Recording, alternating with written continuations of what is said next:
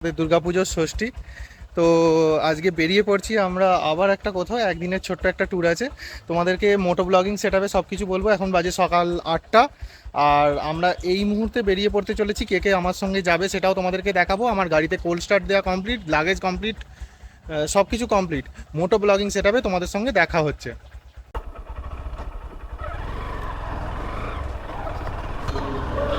বাড়ি থেকে বেরিয়ে পড়লাম।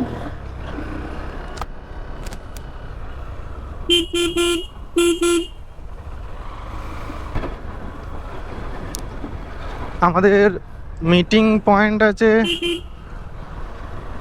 একটু ভেতর দিকে, ওখানে গিয়ে দুজন অপেক্ষা করছে আমার জন্য। আমার ভেতর দিয়ে শর্টকাট নিয়ে নিলাম আর কি।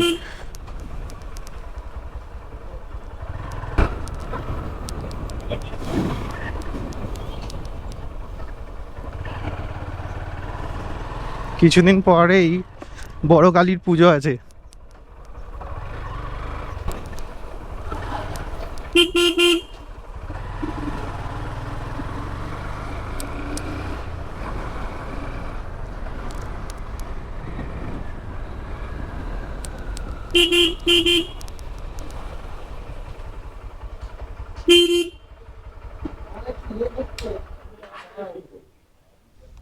কি হলো? আমি কি বলছি, কি হলো? কি হলো?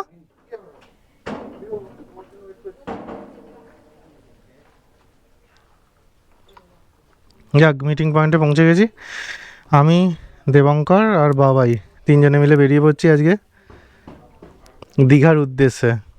আর তোমাদেরকে যদি সুযোগ হয় জগন্নাথ ধামও দেখাবো দীঘার।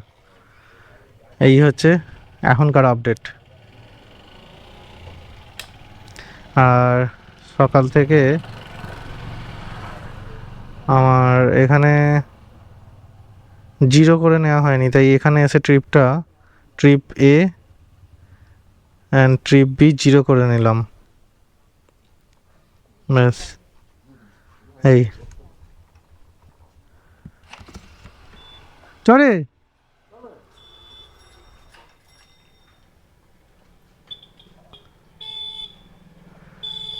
আমাদের পথপ্রদর্শক এসে গেছে। পথপ্রদর্শকের গতবারে কি বলে, মোবাইল হোল্ডার ভেঙে গেছিলো বলে পথপ্রদর্শক আমাদের পিছনে ছিল। আজকে প্রথমেই থাকবে।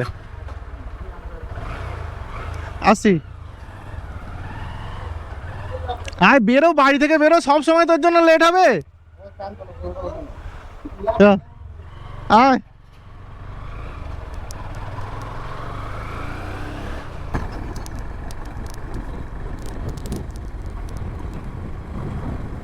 আমরা প্রত্যেকবারে যখন যাই এই রাস্তাটা তোমাদেরকে দেখানো হয় না। এই রাস্তাটা আমরা ভোরবেলার দিকে বেরিয়ে চলে যাই, অন্ধকারের মধ্যে, চারিদিকে সবুজ, আমরা তার মধ্যে দিয়ে যাই। এখানটায় অসাধারণ সুন্দর জায়গা।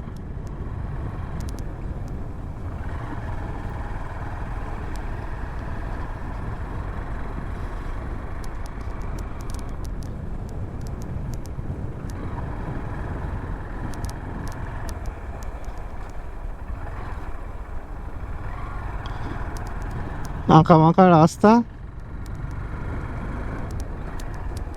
তার সঙ্গে ছোট ছোট নুড়ি পড়ে আছে, বেশি লিন করতে গেলে দরাম।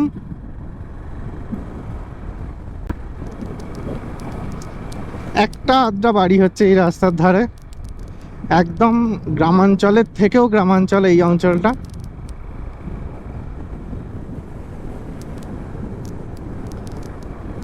বেশ ভালো লাগে এখান দিয়ে যেতে। চলে এলাম সুকান্ত পার্ক।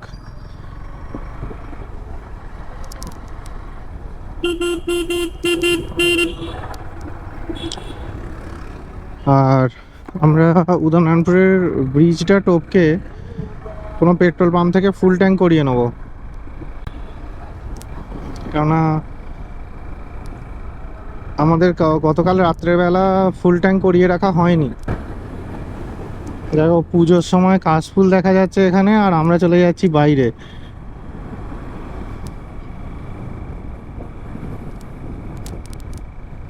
যদিও কালকেই চলে আসবো, হঠাৎ করেই প্ল্যানিংটা হয়েছে। আর চলে এলাম উদয়নারায়ণপুর ব্রিজ।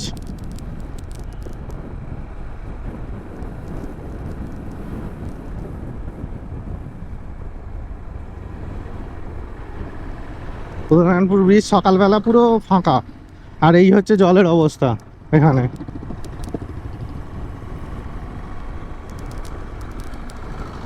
উদয়নারায়ণপুর ব্রিজ থেকে বেরিয়ে গিয়ে ডান দিকেই একটা পেট্রোল পাম্প পড়বে, এই পেট্রোল পাম্প থেকে আমরা ফুল ট্যাঙ্ক করিয়ে নেব। এই পেট্রোল পাম্প থেকে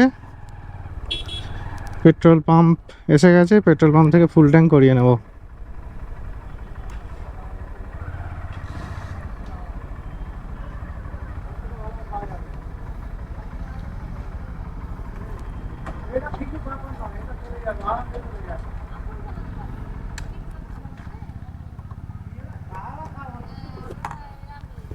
ফুল হবে।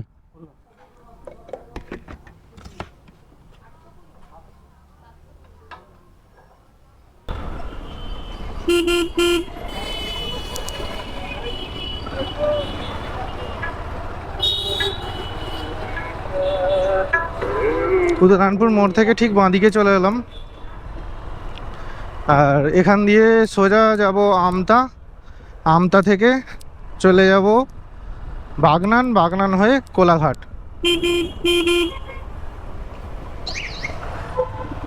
বীর শান্তির নীড় এই বাংলা, এই রকম রাস্তা দিয়ে যেতে যেতে আমার বেশ ভালো লাগে। আর আমরা আমতার কাছাকাছি প্রায় চলেই এসেছি, কিছুক্ষণের মধ্যেই আমতা ঢুকে যাব। রাইড এখন একটু স্লোই হচ্ছে, কেননা আমরা যে টাইমে বেরিয়েছি সেই টাইমে এইসব রাস্তায় একটু ট্রাফিক বেশিই পাওয়া যায়। আমার সামনে চলেছে দেবঙ্কর আর বাবাই। বললাম তিনজনে যে আজকে ষষ্ঠী পড়ছে, ষষ্ঠীতে চলো একবার দীঘা ঘুরে আসি। কাছাকাছি বহুদিন রাইড করা হয় না, আমার শরীর খারাপ হচ্ছিল, মানে শরীর খারাপ ছিল। আমি প্রায় 6 মাস মতন শরীর খারাপের জন্য কোথাও বেরোতে পারিনি। তো সেই অবস্থা থেকে বেরোনোর জন্য এই রাইডটা, একটা ছোট্ট রাইড দীঘা। কি বুঝছিস? হ্যাঁ হ্যাঁ, বুঝতে পেরেছি। ওই লরিটার জন্য আমিও পিছিয়েছিলাম অনেকক্ষণ। হুম, হ্যাঁ।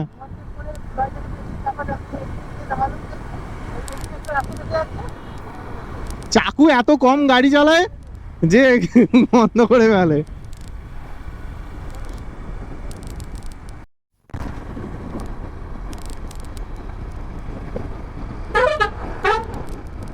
আমরা আমতা ব্রিজ পার করে চলে এলাম আমতায়, আমতার মধ্যেই পৌঁছে গেছি। এবার আমতার বাজার ক্রস করে আমাদেরকে বেরোতে হবে বাগনান। এখানেই হয়ে যাবে আমাদের মাথা খারাপ, কেননা এখানে এদিক ওদিক সেদিক করে লোকেরা। এই দেখো,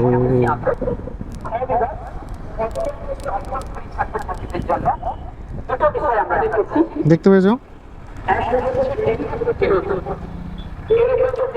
উল্টো দিক থেকে যে কেউ আসবে সেটা এরা মনেই করে না। দেখো বাঁ দিকে এই যে মন্দিরটা হয়েছে, যেটা তোমরা দেখতে পাচ্ছ, মন্দিরটা বাইরে থেকে দেখানো যাবে না। এই যে গেট, এই মন্দিরটার যদি কেউ নাম জেনে থাকো তাহলে আমাকে একটু বলো কিন্তু। এই যে এত বড় এরিয়া নিয়ে মন্দির তৈরি হয়েছে, আমতার মধ্যে থেকে যদি কেউ দেখে থাকো তাহলে এই মন্দিরটার নাম কি কমেন্টে জানিয়ে যেও। আমরা একদম বাগনান ঢুকে গেলাম, এবার গিয়ে হাইওয়েতে পড়বো। এখন বাজে 9:36। আমরা 8:10-15 নাগাদ বেরিয়েছি। 8:10-15 নাগাদ বেরিয়ে এই জাম কাটিয়ে 9:36 নাগাদ আমরা এসে পৌঁছেছি বাগনান। এবার কোলাঘাটে কোথাও দাঁড়িয়ে একটুখানি ব্রেকফাস্ট করে নিতে হবে, কেননা কিছুই খাওয়া হয়নি বেরোনোর সময়। আপাতত দাঁড়াবো, ওদের জন্য ওয়েট করব।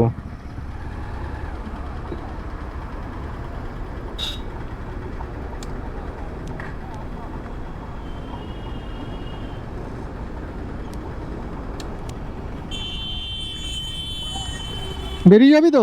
ওখানে গিয়ে দাঁড়া।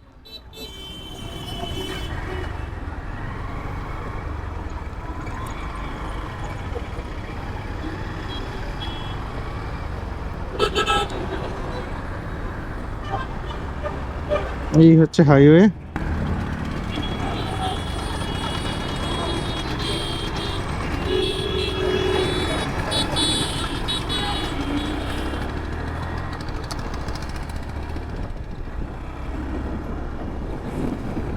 আমরা কোলাঘাটের রাস্তা নিয়ে নিয়েছি, সোজা কোলাঘাট। কোলাঘাট গিয়ে দাঁড়াবো, দাঁড়িয়ে ব্রেকফাস্ট করে নেবো। ব্রেকফাস্ট, কোলাঘাট ঢুকছি।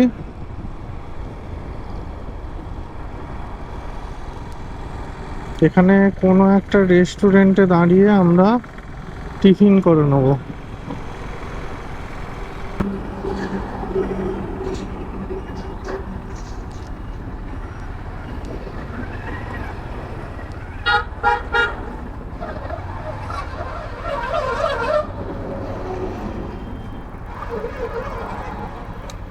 আচ্ছা, আমরা বিস্কুট, আমরা একটা রেস্টুরেন্টে ঢুকেছি, আর এখানে দেখো, এখানে আমরা এরকম একটা টেবিল পেয়েছি, আর এই হচ্ছে আমাদের বসার জায়গা, আর সব জিনিসপত্রগুলো আমরা রেখে দিয়েছি। তো কি অর্ডার করা হবে এখনো পর্যন্ত ডিসাইড করে উঠতে পারা যায়নি। পরোটা কি অর্ডার করা হবে রে? কি অর্ডার করা হবে বল, কি আছে বল দাদা। হ্যাঁ, পরোটা আর কি আছে? পরোটা চাটনি, আলু কা পরোটা চাটনি, আর ডিম টোস্ট। ডিম টোস্ট, ডিম টোস্ট। তাহলে ফাইনাল আমাদের ডিম টোস্ট হলো। ডিম টোস্ট নিয়ে আপাতত খাওয়া দাওয়া শেষ করে মোটো ব্লগিং সেট হবে, তোমাদের সঙ্গে কথা হচ্ছে।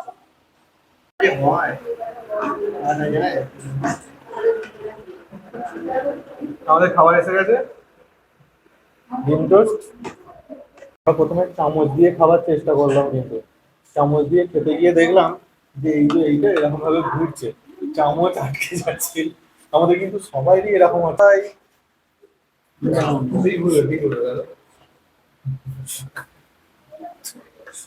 যাকে আমাদের সেই বলতে বলতে ডিমের পোচও চলে এসছে।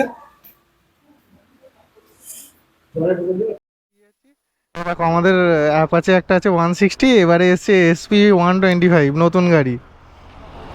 আর নতুন গাড়ি নয়, গাড়িটা প্রথমবার এসছে এই ট্যুরে। আর আমার তো আছে হন্ডা এক্সব্লেড, জানোই। তো আমরা এবার বেরিয়ে পড়ছি এখান থেকে। এখন বাজে হচ্ছে তোমার 10টা 40। আমরা প্রায় 1 ঘন্টার মতো সময় এখানে কাটিয়ে নিয়েছি। আমাদের এখানে একটা সমস্যা হয়ে গেছিলো। সমস্যা বলতে কিছুই নয়, আমাদের যে বিলিংটা হয়েছিল সেটা অন্য একটা টেবিলের বিলিং হয়ে গেছিলো। তারপরে আমরা গিয়ে কথা বলতে বিলিংটা ঠিক হয়ে গেল। ডিম টোস্ট এখানে নিয়েছে 45 টাকা করে একটা, আর ডিমের পোচ নিয়েছে 15 টাকা। আর আমরা শেষে একটা স্প্রাইট খেয়েছি, সেটা নিয়েছে 20 টাকা। এই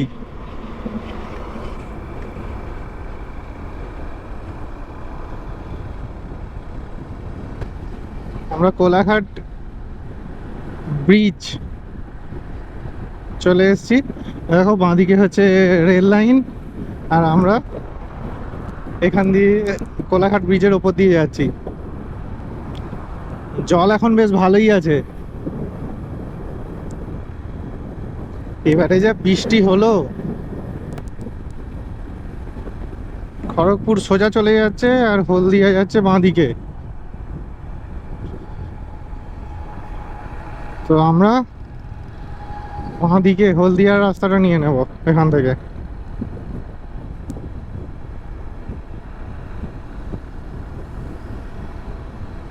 সোজা এদিক দিয়ে চলে যাচ্ছে খড়গপুর, আমরা যাচ্ছি দীঘা। হলদিয়া দীঘার রাস্তাটা নিয়ে নিলাম।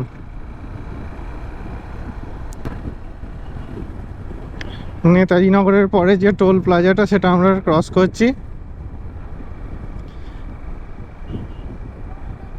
বাইক নিয়ে গেলে তো তোমরা জানোই যে টোল লাগে না, আমরা টোল ছাড়াই চলে যাব।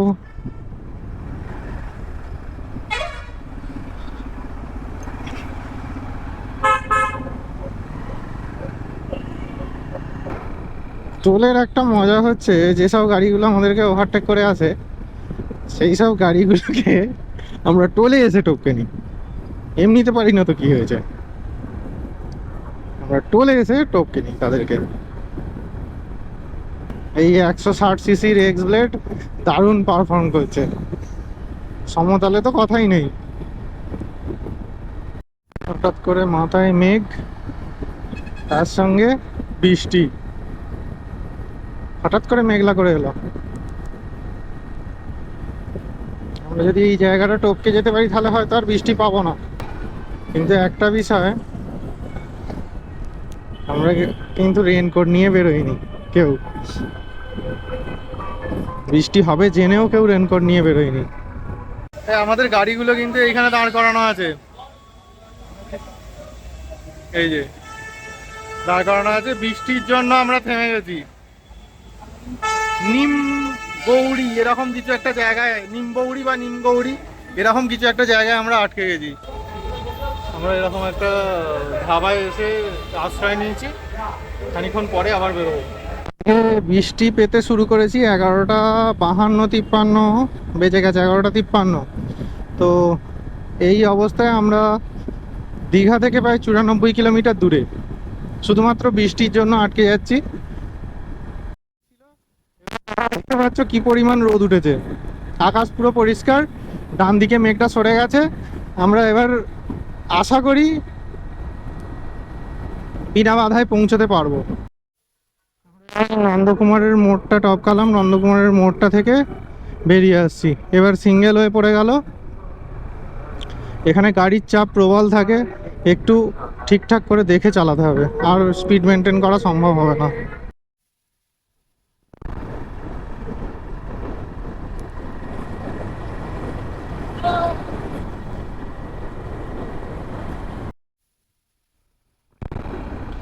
বাড়ি থেকে 116 কিলোমিটার রাইড করে ফেলেছি, আর দীঘা থেকে আমরা মাত্র 56 কিলোমিটার পিছনে। এখন বাজে 12:38। সেই তখনকার পর থেকে আর বৃষ্টি পাইনি, তবুও এখন মনে হচ্ছে আমাকে সামনে গিয়ে কিছুটা দাঁড়াতে হবে, কেননা ওরা দুজন পিছিয়ে পড়েছে, আমি পিছনে দেখতে পাচ্ছি না ওদেরকে। কোনো একটা সেট দেখে একবার দাঁড়াবো। দাঁড়িয়ে পড়লাম, আমি এখন পর্যন্ত ওদেরকে কোথাও দেখতে পাচ্ছি না সামনাসামনি, তাই একটু দাঁড়িয়ে গেলাম, ওরা এলে আবার যাব।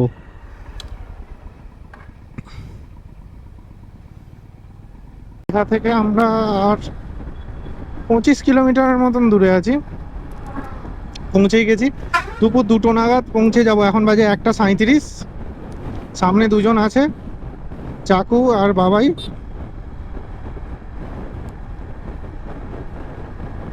এই রাস্তাটা এতটাই কনজেস্টেড, গাড়ির স্পিড মেনটেন করা খুব চাপের বিষয়।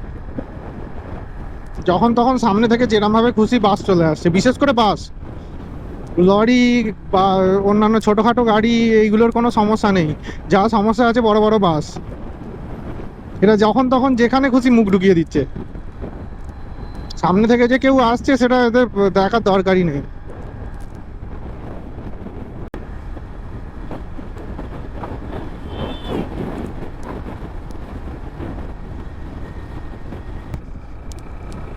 এই হচ্ছে বিশ্ব বাংলার গেট।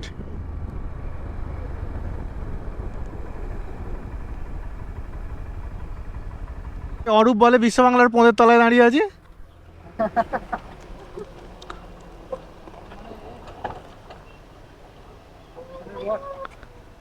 না,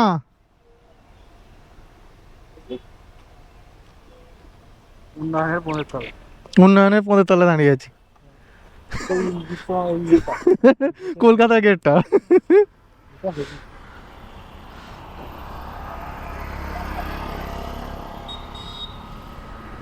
চলে বিশ্ব বাংলার গেট।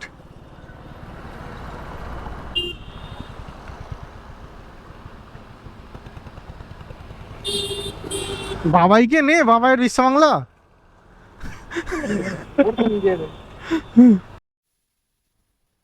আমরা ওল্ড দীঘা ছেড়ে নিউ দীঘার দিকে যাচ্ছি, আর ওদিকেই দেখি কোথায় হোটেল পাই, তারপরে তোমাদেরকে আপডেট দিচ্ছি।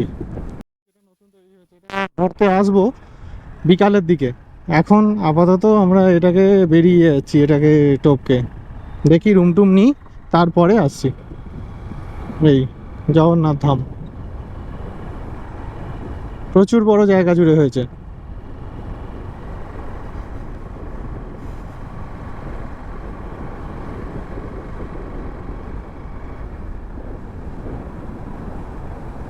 দীঘায় পৌঁছানোর পর আমরা রুম নিয়েছি। রুমটা তোমাদেরকে পরে দেখাচ্ছি, আর তার আগেই আমরা খেতে বেরিয়ে পড়েছি, কেননা সেই সকালবেলা ব্রেকফাস্ট করেছিলাম, তারপরে আর কিছু খাওয়া হয়নি সেই কোলাঘাটে। আর এখন বাজে হচ্ছে দুপুর 3টে, প্রায় কটা বাজে 3টে 21। তো এই অবস্থায় আমরা খেতে এসেছি, আর এখন মোটামুটি আমরা 3 জনের 3 পিস বিরিয়ানি অর্ডার করেছি। এখানে 140 টাকা করে বিরিয়ানি উইথ ডিম।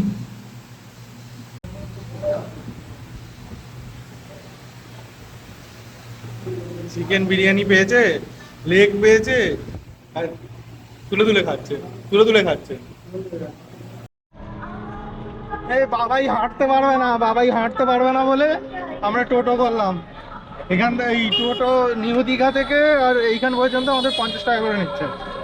50 টাকা করে না, 50 টাকাই নিচ্ছে তিনজনে। টোটাল 50 টাকা নিচ্ছে। সাবাস, 50 ঠিক আছে।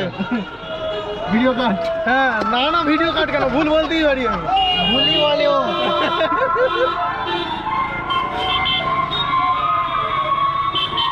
না, দীঘা যা ইদানিং বদনাম হয়ে গেছে হোটেলের জন্য,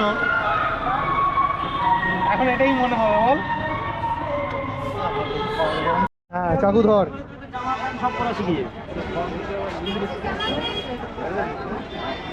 জুতো জমা দেওয়ার জায়গা সম্পূর্ণ বিনামূল্যে।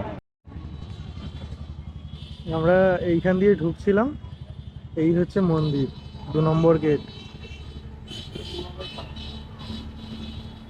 সব ভেতরে গিয়ে তুলবি, এটা এখান থেকেই ছবি তুলছে আপাতত। এই যে কিন্তু গোপ্রো নিয়ে অ্যালাউ করলো না, গোপ্রো আমাদেরকে জুতোর ওখানে জমা রাখতে হলো, যদিও ওরা জমা রাখতে চাইছিল না, স্পেশাল রিকোয়েস্টে জমা রাখলো। আর মোবাইল এখানে অ্যালাউ আছে জগন্নাথ মন্দিরে, কিন্তু গোপ্রো বা অন্যান্য ডিএসএলআর এখানে অ্যালাউ নেই। তো তোমরা যেই আসো না কেন এইটা একটুখানি মনে করে আসবে, যদি রুমে রেখে আসো তো রুমে রেখে আসবে, মোবাইল যেরকম খুশি মোবাইল আনো, তুমি মোবাইল অ্যালাউ করবে। দীঘার জগন্নাথ ধাম, এই হচ্ছে পতাকা, পতাকাটা উড়েই যাচ্ছে। এই হচ্ছে মন্দির, সন্ধ্যের ঠিক আগের মুহূর্তে এত সুন্দর দেখতে লাগছে। ওয়াইড অ্যাঙ্গেলে ভিউ নিলে এইরকম লাগবে।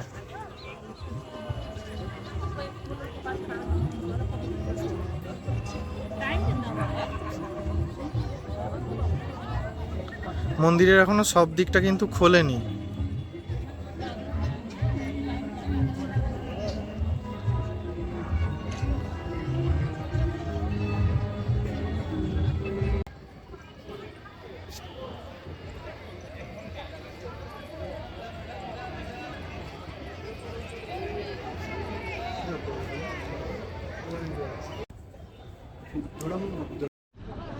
সমুদ্রের ধারে চলছে বেচি কিনি। দেখো দেখো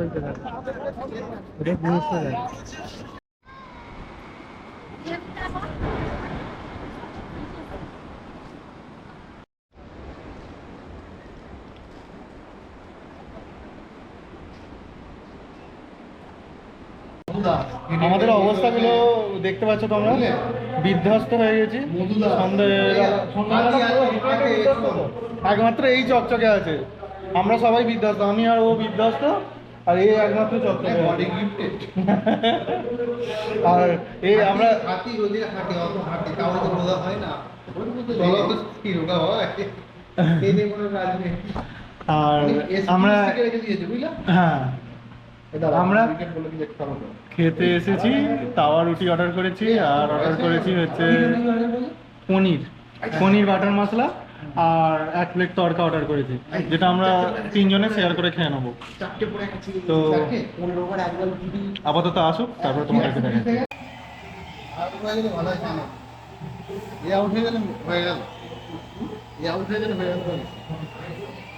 আজকে সকাল থেকে যেরকম হ্যাপটিক চলছিল তাতে তোমাদের ঘরটা কাউকে দেখানো হয়নি। এই হচ্ছে আমাদের ঘর।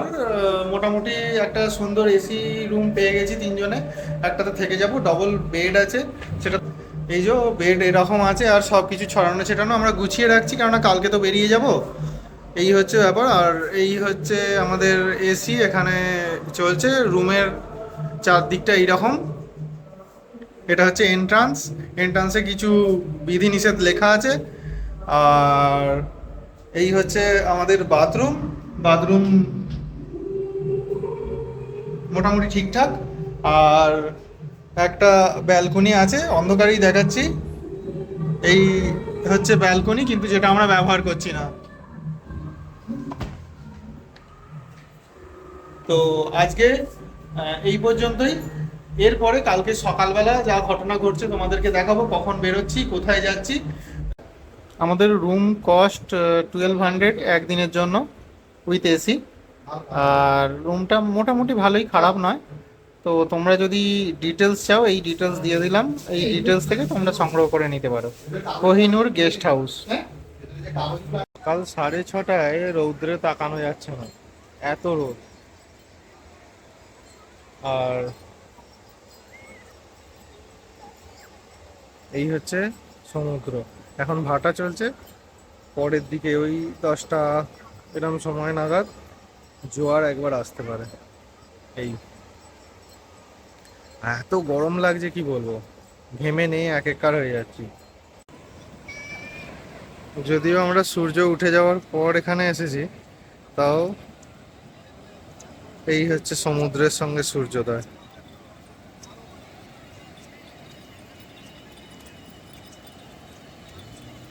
ওরা ওখানে ছবি তুলছে আর আমি একটা ছোটখাটো ভিডিও বানিয়ে নিচ্ছি তোমাদের জন্য। আমরা উদয়পুর আর নিউ দীঘার ঠিক মাঝখানটায় আছি। ওই যে ওইখানে দেখা যাচ্ছে, ওটা হচ্ছে ঢেউসাগরের পিছন দিকটা। এই গলিটাই ছিল আর এখানে আমাদের গাড়িগুলো লাইন দেওয়া ছিল, বাইরেই ছিল কিন্তু পরিষ্কার পরিচ্ছন্নই ছিল, অসুবিধে নেই। আমরা আজকে সকালবেলা বেরিয়ে চলে যাচ্ছি, আজকে সপ্তমীর দিন বেরিয়ে চলে যাচ্ছি। বাড়ি যেতে যেতে মোটামুটি 2-2:30 বেজে যাবে।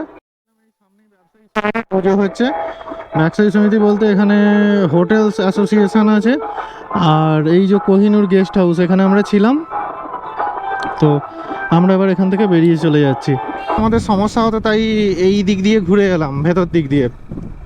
এটা গিয়ে মেন রোডে মিশবে, তবে যেখানে দীঘার জ্যামটা হয় সেই জ্যামটা আর পাবো না। এটা বাইপাস, দীঘার বাইপাস।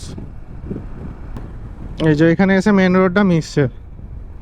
আমরা বাঁ দিক দিয়ে বাইপাস নিয়ে নিয়েছিলাম, দীঘা বাইপাস করে চলে এলাম।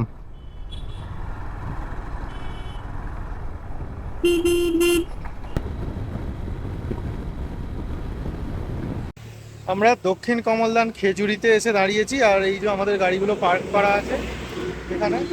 আর এই হচ্ছে আমাদের একটা হোটেল পেয়েছি এখানে, যেখানে দাঁড়িয়ে আমরা কিছু টিফিন করে নিচ্ছি, কেননা প্রায় 55 কিলোমিটার মতো এগিয়ে এসে একটা ছোট্ট রেস্টের ব্যবস্থা দেখে নিচ্ছি। প্রচণ্ড রোদ, এই রোদের মধ্যে রাইড করতে হচ্ছে। আর এই হচ্ছে আমাদের টিফিন, মুড়ি ঘুগনি, তার সঙ্গে ডবল ডিমের অমলেট। এরা খেতে শুরু করে দিয়েছে, খিদে কিন্তু বেশি পেয়েছিল আমার, এরা খেতে শুরু করে দিয়েছে। টিফিন করে বেরিয়ে পড়লাম কোলাঘাটের উদ্দেশ্যে। এবার পুরোপুরি গন্তব্য হচ্ছে কোলাঘাটে গিয়ে লাঞ্চ করব। লাঞ্চ করে তারপরে আমরা বাগনান হয়ে আমতা হয়ে আবার বাড়িতে পৌঁছে যাব। তো একদম গিয়ে তোমাদের সঙ্গে কোলাঘাটে দেখা হচ্ছে। রাস্তায় আর তেমন কিছুই নেই, এরকম ফাঁকাই রাস্তা।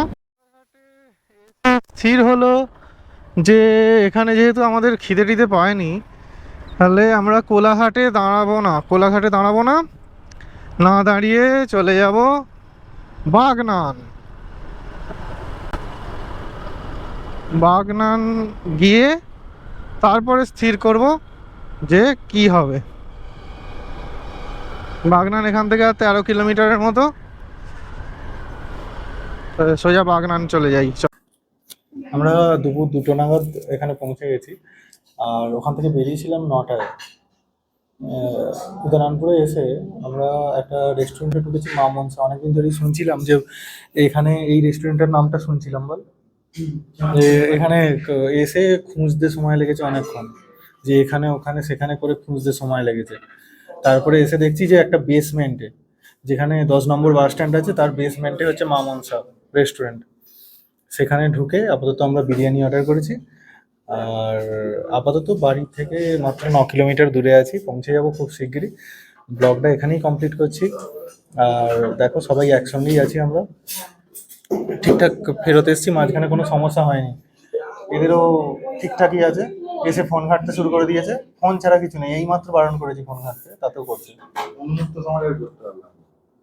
তো ব্লগ আজকের মতো এখানেই কমপ্লিট করলাম, আর নেক্সট ব্লগে তোমাদের সঙ্গে আবার দেখা হচ্ছে কোন একটা নতুন ট্যুরে।